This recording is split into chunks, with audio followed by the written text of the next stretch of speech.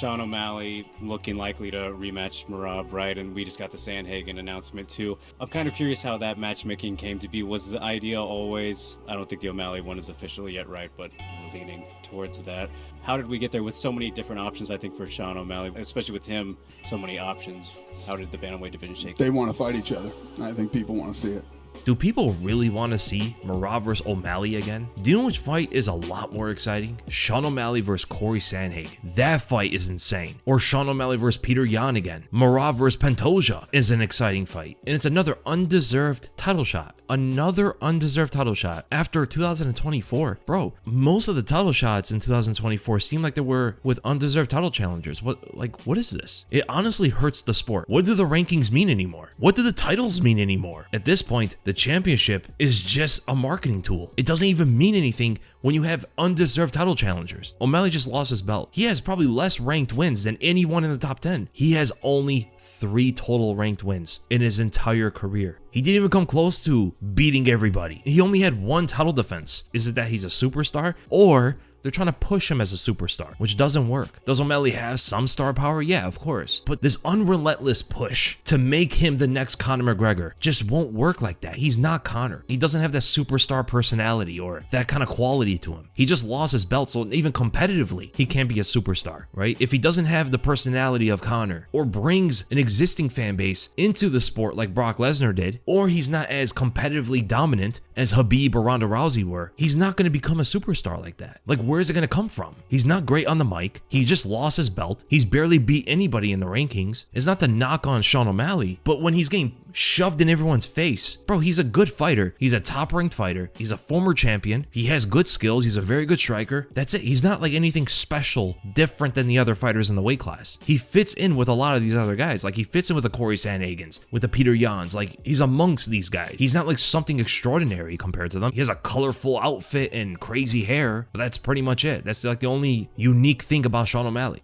I think the UFC just wants O'Malley to be champ, and I don't think they want Merab to be champ. So have O'Malley fight Merab, and hopefully he beats him. And when he doesn't, give him another title shot. And when Dana says that people want to see the fight, I think by people, he means Merab and the UFC. And that's it. I don't think anybody cares about this rematch. And apparently it is going to be the next fight. Sean O'Malley's getting an immediate rematch after losing his belt to the same guy. Well, Peter Yan now has to get 3 wins in a row. Peter Yan is the only fighter in the top 5 who's coming off a win, and he's on a 2-win streak. Sean O'Malley is the most privileged fighter in UFC history, and they've been trying to push him as a superstar for such a long time. They had him headline the Sphere card and talked about how big of a star he is after that, but the Sphere was actually the big superstar, not Sean O'Malley. But O'Malley made $21 million for us. Bro, they could have thrown in Vince Pichel as the main eventer, and it still would have made him like $20 million.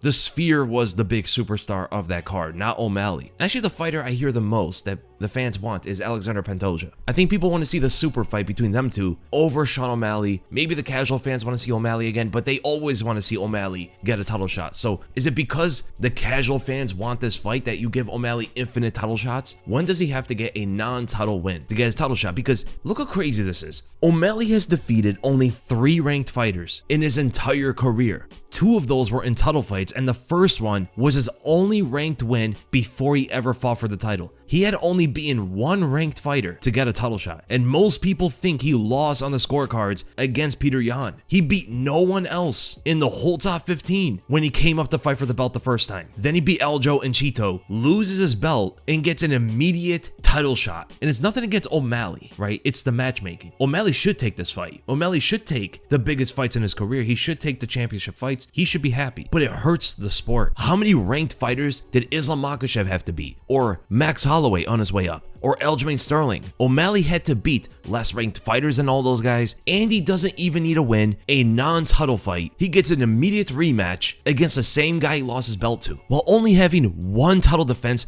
which was a free title defense, by the way. They gave him Marlon Vera. Now, that is also because Aljo and Merab didn't want to get in each other's way to get a title shot, and they just gave it to Marlon Vera, which is understandable. But still, it's a free title defense. Peter Yan is on a 2-fight win streak against Davidson Figueiredo and Song Yadong, and they're they're gonna give a title shot to Sean O'Malley over him, but he technically beat Peter Yan. The fight was very close. Could have went either way, but most people think Yan won that fight. Like, dude, people were saying Israel Adesanya was getting UFC privilege because he got a title shot against Dricus after losing to Sean Strickland, and it was a privileged title shot. But O'Malley's is just ridiculous. Bro, they really want him to be champion. At least Israel Adesanya had all those title defenses and beat Alex Pereira 2 fights before. O'Malley had 1 title defense, only 3 ranked wins total throughout his career. And they're gonna give him another title shot? Again, it's not like there's no one else to give it to. There's Peter Yan. And both him and Sean O'Malley lost to Merab already. But they're the 2 top-ranked fighters, and only one of those top-ranked fighters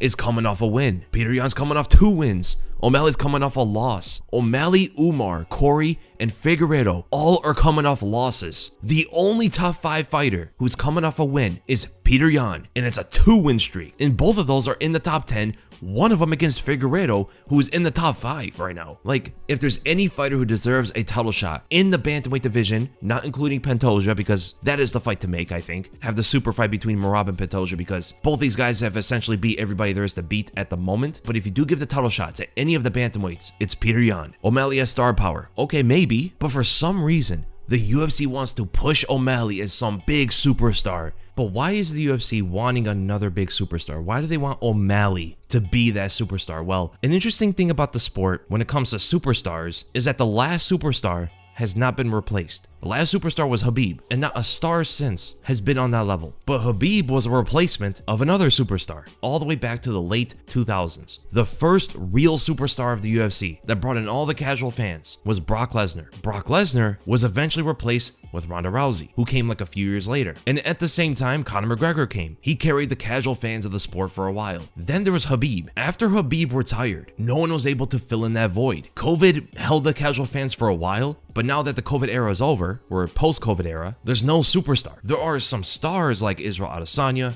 John Jones, Islam Makhachev, like, they're stars, but there's not a superstar. It's like another level. Superstars are the kind of fighters that can draw in 1 million pay-per-view buys, or they're globally successful with their fights. Right? Khabib didn't have the pay-per-view buys that would get 1 million buys, but most of the people watching his fights were not watching in the West. So that's why he was a superstar as well. And even in the West, he would draw in like 600, 700,000 buys in the middle of the day when he fought Justin Gaethje, and the vast majority of the fan base were in the East, where the pay-per-view buys don't reference that, right? Most of that is just United States, Canada, stuff like that. And now there isn't a superstar, and they're pushing O'Malley to be that guy. And it just feels forced. It doesn't feel like he's a real star. I mean, he just lost his belt and they're giving him an immediate rematch. His climb to the title shot was off of 1 ranked win. And the UFC's been running on this superstar model for over 10 years, ever since Brock Lesnar, because they had superstar after superstar, Brock to Ronda to Conor to Khabib, which filled in like 10 to 11 years of their pay-per-view success. But ever since Khabib, ever since COVID, they have to rely on the champions that they have, and none of the champions is that consistent superstar. So now they probably have to rely on fights to sell themselves. So like John Jones versus Tom Aspinall, that's why Dana's talking about that fight a lot, but John Jones doesn't seem like he wants it. That's why they give Israel Adesanya another title shot against Dricus. That's why now they're giving Sean O'Malley a title shot against Merab. They're trying to get as much pay-per-view buys as they can. We're probably going to be seeing a lot of fights now hyper-focused on just getting those pay-per-view buys. This is a business model they've always had, but I think they're way more hyper-focused on it now because they don't have a superstar. I mean, do you consider John Jones a superstar? He never had a fight that did 1 million pay-per-view buys.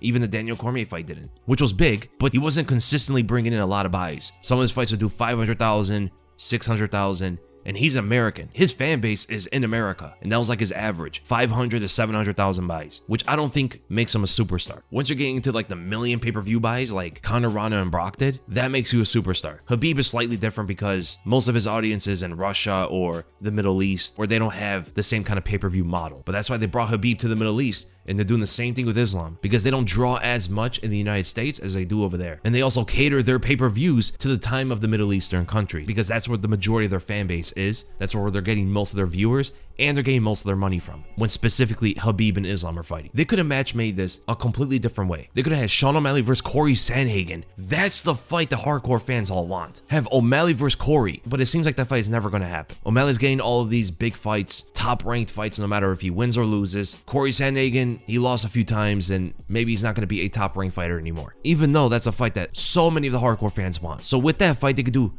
Peter Yan versus Merab Dvalishvili, who deserves a title shot over everybody in the weight class. Then they could do Davidson Figueiredo versus Umar Nurmagomedov. Or they could switch it around and do Sean O'Malley versus Peter Yan too, have the rematch and the winner gets a title shot. Bring Pantoja up to the bantamweight division to fight Merab. And then they can also do like Umar versus Davison or Corey versus Davison, but they want to give O'Malley another title shot and have Peter Yan have to win 3 fights in a row? Bro, Yan has to get a 3-win streak to get back at a title, while O'Malley can lose his title and just get an immediate rematch? They are shoving him into these title fights, headlining the Sphere card to make it seem like he's a big superstar, even though the Sphere was the big superstar. How are they gonna give O'Malley another title shot? It's gonna be the same thing, man. Merab is gonna wrestle him into a decision. It's not gonna be an exciting fight. I don't know if they think that O'Malley is the guy to beat Merab, and I thought that they're gonna stop doing these undeserved title shots in 2025, but no. In 2024, almost every title fight of that year was with an undeserved title challenger, and they're gonna do it again in the bantamweight division with giving O'Malley another title shot. Bro, is he Anderson Silva? Like, is he Jose Aldo? Like, even Jose Aldo didn't even get an immediate rematch against Conor. Bro, if Jose Aldo doesn't get an immediate rematch, 9 title defenses, 9 years undefeated, Demetrius Johnson lost his belt and got traded off to another organization. No, but we give Sean O'Malley that rematch after 1 title defense, 3 ranked wins total throughout his career, 1 of those controversial. Bro, push Pantoja more. Or Tom Aspinall. Those are the kind of champions that need more of a push than Sean O'Malley. Tom Aspinall is the kind of champion, the kind of fighter that the fans get behind. So I don't know, man. What do you guys think about this fight? Do you guys agree that O'Malley should get a title shot, or would you give it to Peter Yan or Alexander Pantoja? Who do you think Sean O'Malley should fight, and how the bantamweight division should be match made? And I'll see you guys in the next video.